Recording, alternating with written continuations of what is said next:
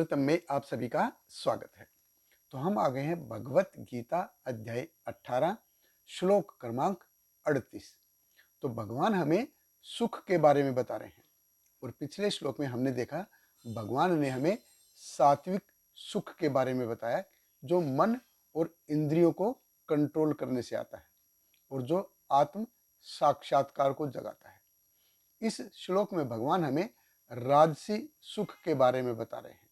तो भगवत गीता अध्याय 18 श्लोक क्रमांक 38 भगवान कृष्ण कहते हैं, विषय इंद्रिय संयोगात् यत्तत् अग्रे अमृत उपमम परिणामे विषम एव तत्सुखम राजसम स्मृतम।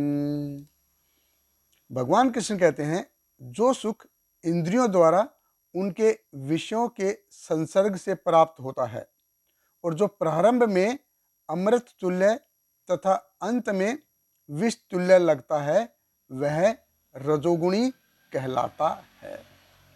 देखिए, पिछले श्लोक में हमने देखा भगवान ने कहा यत्तत् अग्रे विषम एव, कि शुरू में विष जैसा लगेगा लेकिन परिणाम कैसा है, तो रियली जो शुरू में रियली में किसी को चाहिए नहीं, तो ऐसा अनुभव, ऐसा एक्सपीरियंस, तो जो चाहिए ही नहीं तो फिर वो किस प्रकार का सुख है, इसीलिए उसको एक्सपीरियंस यानी कि अनुभव की कैटेगरी में डाला है।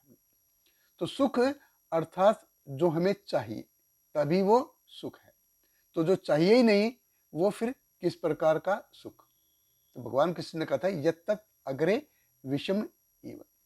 यहाँ पे भगवान कह रहे हैं कि यत्तत् अग्रे अमृत उपमम, कि पहले पहले शुरू में वो बहुत ही अच्छा लगता है लेकिन परिणामे विषम इव, रिजल्ट कैसा है उसका, रिजल्ट जो है विष के समान है। तो रिजल्ट अगर विष के समान है तो फिर वो किस प्रकार का सुख, इसीलिए ये एक्सपीरियंस की कैटेगरी में है। तो ऐसा अनुभव जो पहले पहले बहुत अच्छा है लेकिन अंत में परिणाम कैसा है उसका, वो दुख की गहराइयों में लेके जा रहा है। और भगवत गीता में हमने यही देखा है, जहां जहां जब भी जो इंद्रियां हैं, इंद्रिय विषय के संपर्क में आती है तो वो दुख दे के जाती है। और यही भगवान ने जैसे दूसरे अध्याय के 14वें श्लोक में जैसे बताया था, मात्रा स्पर्श तू कौनते शीत उष्ण सुख दुखदा आगम अपायनी अनित्य तान तितिक्ष्व भारत। मात्रा स्पर्श, जैसे ही इंद्रियां इंद्रिय विषय के संपर्क में आती हैं तो वो द्वंद्व दे के जाती है, यानी कि सुख दुख दे के जाएंगी। तो जहां पे पहला पहला जो एक्सपीरियंस है वो विष के समान है लेकिन रिजल्ट कैसा है, बहुत ही अच्छा है, तो वो है सात्विक सुख। क्यों? क्योंकि वो सहने से आता है, सहनशीलता से आता है, मन और इंद्रियों को कंट्रोल करना पड़ता है, टॉलरेंस से आता है। यहाँ पे क्या है, यहाँ पे जो शुरू का जो एक्सपीरियंस है वो बहुत ही अच्छा है। क्यों? क्योंकि वो इंद्रिय भोग से आता है लेकिन रिजल्ट कैसा है उसका, विषम इव, विष के समान है।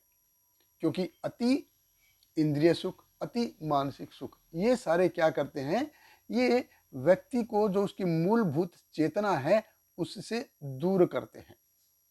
इसीलिए भगवान कृष्ण कहते हैं ये सुख कैसा है, ये राजसी सुख है।